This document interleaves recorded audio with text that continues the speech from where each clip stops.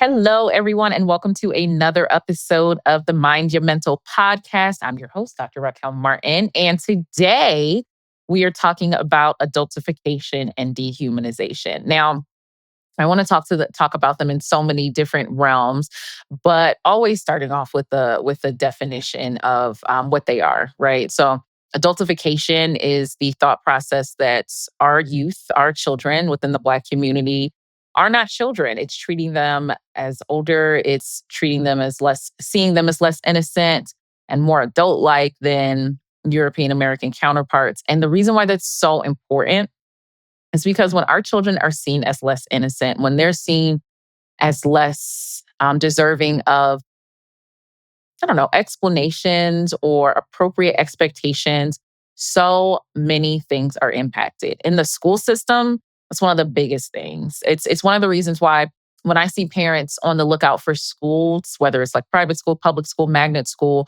I always tell them to look out for like the discipline policies because zero tolerance policies disproportionately impact Black youth. And the reason why is because our children aren't seen as children. They're not seen as having developmentally appropriate reactions, right? You're expecting a 10-year-old to have the self-control of a 40-year-old man because you don't see your children as children. And as a result, they get more significant disciplinary practices, even when they're exhibiting comparable behaviors to counter their like European American counterparts.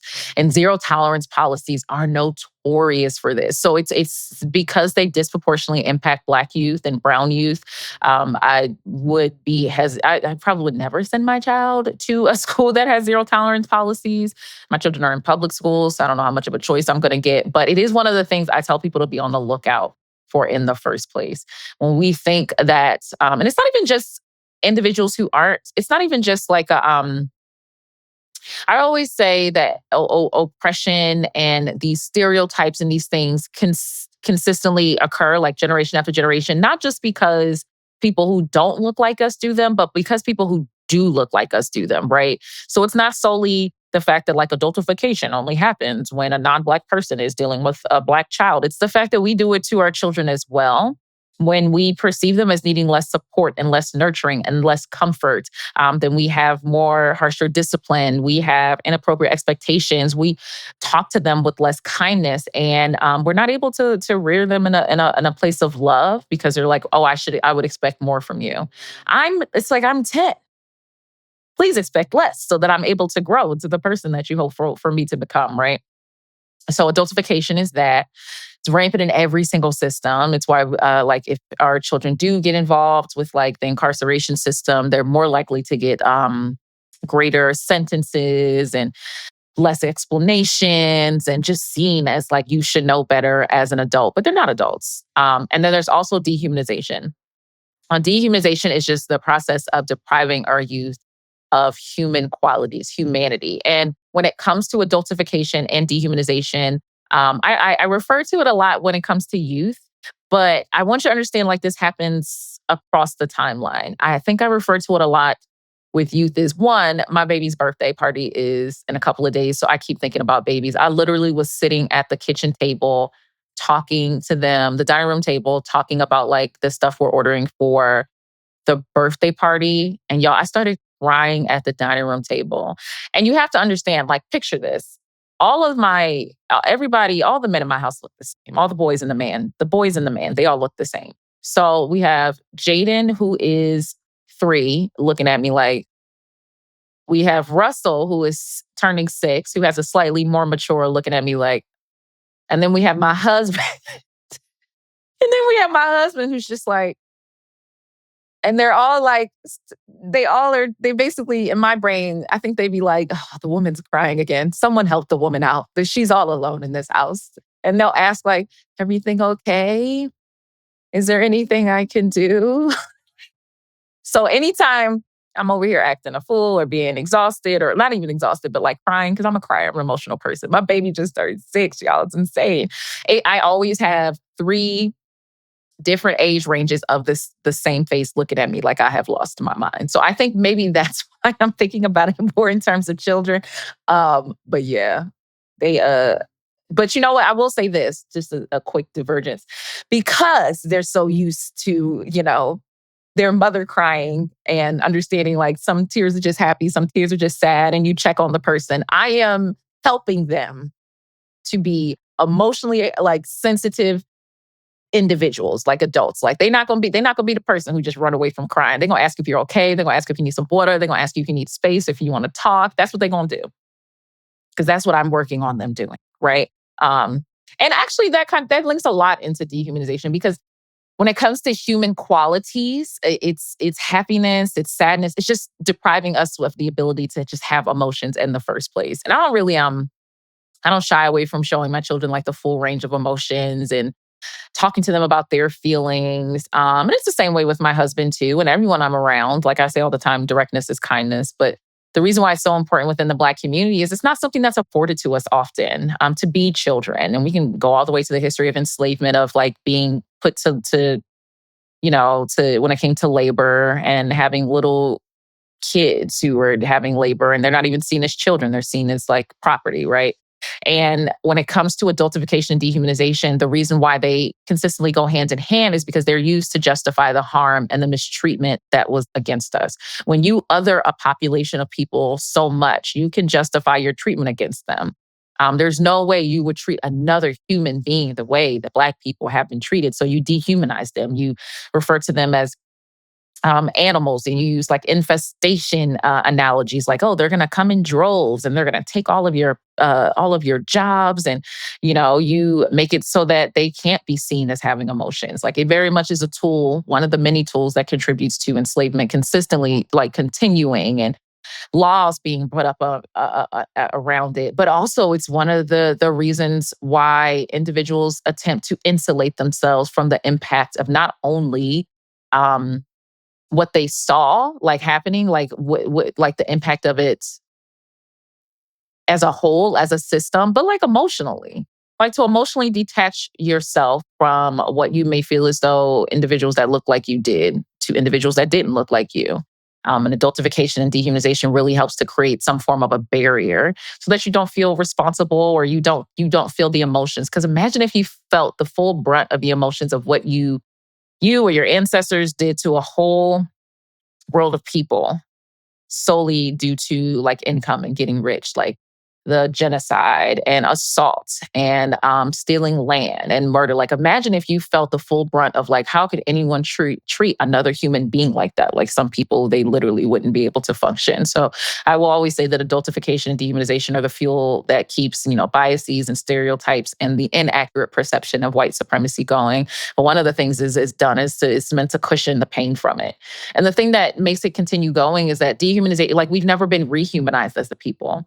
When we think about the tools of adultification and dehumanization, I'll say propaganda. Whenever I say this to my students, like they'll think propaganda is like those old school after Uncle Sam needs you messages. But I want y'all to understand like everything is propaganda. And I don't say propaganda as like a negative connotation. It's kind of like how consequences also can be positive, right? Like I talk to my son about this all the time, of consequences and choices, right? Like one thing that I say in the house all the time lately is like, if we have to do a task and we have to do something, or if it's something he is not 1,000%, in on, like the corny activity, I always say, well, you can choose to have fun or you can choose not to have fun. You know what I'm saying? Like having fun is a choice. Now we go into the grocery store. Okay. Now you can make a game out of it or you can sulk. But either way, we go into the grocery store. Like having fun is always a choice, right? So I think the same way in terms of consequences. Consequences can be positive or negative, right? And propaganda can be positive or negative. And we think about the propaganda that like keeps this up. Don't think about like old school Uncle Sam messages. Think about movies and TV. Think about the first thing that comes to your mind when you hear the word ghetto or unprofessional. And where do you think that image comes from, especially if that image looks like you, right? Like it comes from centuries and concerted efforts to have us portrayed in TV shows a certain way, in movies a certain way, if we're even portrayed that way. It is from having stereotypes in media and pseudoscience, right? And when you dehumanize a people and you have it generationally so that we're perceived a certain way, it makes it that much harder, not only for other people to see us appropriately, because it is inappropriate the way that we are often like portrayed. It makes it harder for us to break it down too. So the same way that we were like broken down with these messages and the rampant amount of propaganda. We need to be built up in the same way. And it's one of the reasons why I typically advocate for so much amazing like media and film and books that center us, not as and not like as the kooky sidekick or the magical Negro or the person who just for some reason just like always has all of the answers, but we never learn enough about their storyline. As people who are centered in the experience, it was decades upon decades and centuries of breaking us down as like these stereotypes. So I want centuries upon centuries of combating it. So when people are like, how much representation is enough? It's not enough. It's never enough. What's the what was it, squabble up? No, is it mustard? I don't know. Y'all know what I'm talking about though. When they be like, it's not enough. That's how I feel every single time. Someone's like, well, how many shows are we gonna have? It's not enough. It's never gonna be enough. How many research experience, how many, how much pseudoscience was there to put out there to state that we weren't human? I want like 5 times more stuff talking about our humanity. How many TV shows didn't have us as the character? I want 5 times more having us as the main character, right? Sometimes I think there's even more pressure to make sure we have these representations because we feel like it has to be perfect and it has to be good. But think about how many trash sitcoms are out there without Black people. God forbid we have one swing and a miss. Like I like every time. I just finished. Well, I didn't just finish watching Forever. I think I just finished watching it the second or third time. The series on Netflix, which will go down in history as one of my favorite shows. Which is, you would think it's a little early on for it to go down in history as that, but it's not. It's not. It's one of my favorite shows. I will say the one thing I'm missing in the whole dialogue with the show Forever on Netflix is hearing from the youth. Like everyone my age and older is commenting on it. I might even send my students a text and ask them if they saw the show and like what they think about it. Because one of the main reasons why I think so many individuals are gravitating towards the show is because, you see like young adult shows and it makes you think about like your youth and the love and stuff like that. But I think it's a perfect example of appropriate and like healthy propaganda of like showing a young couple in love and a happy family and people aren't being judged because of where they come from. They have like these pretty dynamic storylines and you don't 1000% love or 1000% hate anyone. They're complex and like all characters are meant to be complex. Even though I will say, no, I think some people had an issue with the dad too. I will say I think some people had an issue with the dad too at moments. Um, but being able to see the complexity in that, that's what helps to address adultification, dehumanization. If we have so many negative stereotypes against us, like our generation and not even our generation, our culture, then you have to have things that counteract it. Um, because when we start to dehumanize ourselves, that's when we start to have issues that become like the roots of bigger issues, right? Like if you feel as though you're not allowed to express your emotions because like, how dare you have emotions? You should just be happy to be here in the first place. Then you start to have more emotional suppression. And then you struggle with addressing how you're feeling because you can't even acknowledge it in the first place because you were told so long not to cry, right? The way it happens in a lot of households is some people are given way too much responsibility. Like adultification is giving children way more responsibility than they should have. Um, because it's just like, oh, I was doing that as a child, or I was watching so and so when I was a child, without even acknowledging that, like, that's true. And that was also like super inappropriate, right? And when it comes to breaking down this realm of like adultification and dehumanization, it helps with parenting your youth, if they're in your life or not. Like when I say not if they're in your life or not, there are so many people who are in the process or I don't want to say in the business, but in the lives of children that aren't their parents. You got the cool auntie, you got the kicking uncle, you got the grandparents. Like when I'm talking about dealing with youth and rearing them in this way, it's not solely your children, but it also goes into like reparenting yourself, because there are so many things that they're still at the root of your choices. Like adultification can still be at the root of why you don't give yourself freedom or permission to grow. Dehumanization can be at the root of why you don't feel comfortable expressing your emotions. Um, and I think it's really important to realize that, like, in breaking that down with our children and modeling that with our children, once again, when I say our, I mean our is like a community. The same way I would think about this for my boys, I would think about it for my nieces and my nephew. We also have to think about the way that we model it and reparenting ourselves, and validating like examples and things that we were allowed to have in the first place. Because I find that more and more I'm hearing about how people are trying to address like their mental health difficulties and really acknowledging how much they're struggling with things. And I get that. And it's hard to find the tools, not solely because the tools are hard to find, but the tools are hard to find for us, right? Like the one size fits all model of like where your depressive symptoms are coming from don't often mention adultification and dehumanization and feeling as though you have to earn respect. They don't often mention the fact that like as a people, no one, it's not only the fact that we have been treated terribly previously and treated terrible currently, and it's also the lack of acknowledgement of that poor treatment. It's not often like steeped in that. It's steeped in like the thoughts and the feelings and the behaviors of like generalized stuff. So it's one of the reasons why I make it a point to state that like I specialize in Black health and well-being because it is different mental health wise. It's one of the reasons why I prioritize putting resources on my website that center the Black experience. But I think it's also one of the reasons why I will always state that community is going to be more important than anything. I bet you by the end of this season, you guys will be able to finish the statement. But like, therapy is not the only path to healing, but whatever path you take, it will be paved with community. It will be paved with community uh, because part of the stressor is not having someone else to talk to about this. We're in a world where it's not even just the harm was caused, but it's like the lack of acknowledgement.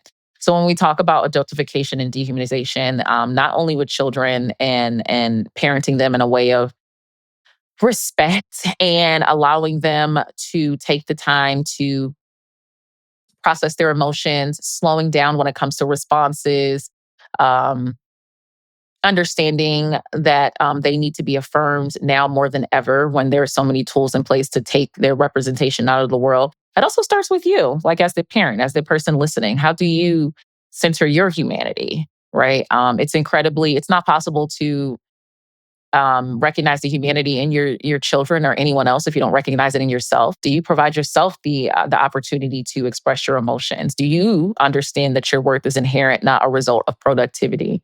It can be really hard to extend compassion to others past what you extend to yourself. So, do you extend compassion to yourself? Do you think that one mistake means you might as well throw it all away? Or do you acknowledge your humanity and the fact that everyone makes mistakes? I always mention to people who say that they're perfectionists is like perfectionism is antithetical to humanity. It's not possible to be perfect. We're not robots. So many times when I see like Black women stating that they're perfectionists, I'm like, right, right. Okay, so like, what are you afraid of?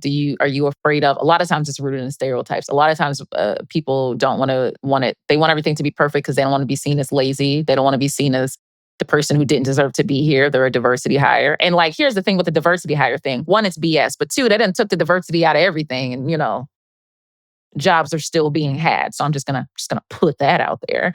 Um, but it's like a lot of times it's rooted in stereotypes. Like you want to combat the stereotypes by overworking. We build up our there was a scene in Forever on Netflix where they were like, you can't just be good, you have to be undeniable. We shield ourselves with these armor, and the armor is always like prestige. It's scholarships and it's degrees and it's certification and it's perfect hair. And then what we're doing is like that armor makes it, more, you become more uncomfortable in your own skin because you have to build this up. And that's dehumanizing too. So when I think about the ways that I would address this, or I try to address this daily with clients, with myself, a lot of it is affirmations. Like my worth is not tied up in my productivity. A lot of it is slowing down. Um, I get it. We're in a capitalistic society where productivity is prized over people. But I make a lot of like poor decisions when I am sped up. Like we are all told haste makes waste. And me slowing down to process my decisions with things really helped me to realize the root of where that decision came from. Me taking on that additional work task. Is it because I feel as though in order to be worthy to be in this space, I have to overwork myself? Who says that I'm not worthy in the first place? I got this job the same way everybody else got this job. Is me doing more work, making it so that I insulate myself from the thoughts that like, I always feel like I have to prove my worth, but so-and-so done sent emails with emojis and typos and they don't even seem like they are concerned about losing their job. I don't even know how we are working at the same place, right? Like when you slow down and think about it, when you get to the roots of your behavior, which unfortunately a lot of times happen when we're ridiculously burnt out, are the roots based in adultification and dehumanization, feeling as though you're not worthy of being in this place in the first place, and slowing down to think about how to address that. Because every place also just doesn't deserve you, right? When I talk about affirmations and when I talk about the messaging and making statements, what I'm talking about is socialization. It's the way that we are providing messages to ourselves and to the people in our community, like verbally or not verbally. Like it's not only telling someone that their hair is beautiful, which is the verbal part of it, but it's also smiling when you see someone else's hair that looks like yours. The nonverbal part, it's the cues. And there's two different types. There is protective and proactive. And they're both really, really important. Proactive is more so when we think of when we have the messages of things like Black is beautiful, such as, yeah, messages of things like Black is beautiful and complimenting people on their hair. And protective is more so the things that are immersed in protection, I would say. And fear and racism, it's messages talking about things like if you're dealing with the police, don't run, don't reach, don't resist, and things that are meant to keep us safe. The reason why they're so important when it comes to adultification and dehumanization and the way that we rear our children is that there's so much research that states that when children are younger, we are more likely to give them the positive messages, the proactive racial socialization, those happy messages. But as they get older, fear ensues within ourselves. And we start giving them less of those happy messages about our culture and our heritage and our ancestry. And we start giving them more messages about how to protect themselves. And that's because we know that they're not going to be seen as children for long.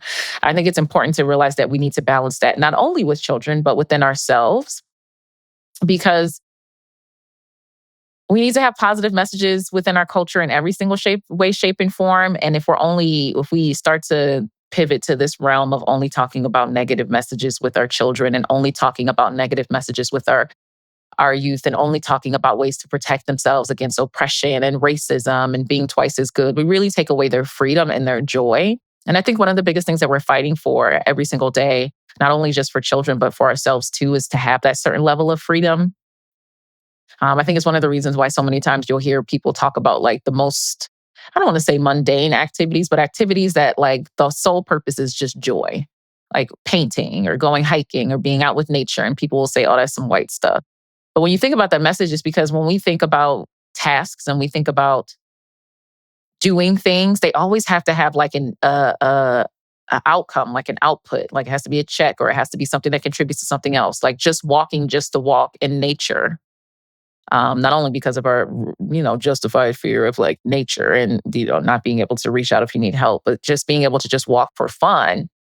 I think the underlying message has always been like doing stuff just for the fun of it. That is some white stuff. We are not allotted those freedoms.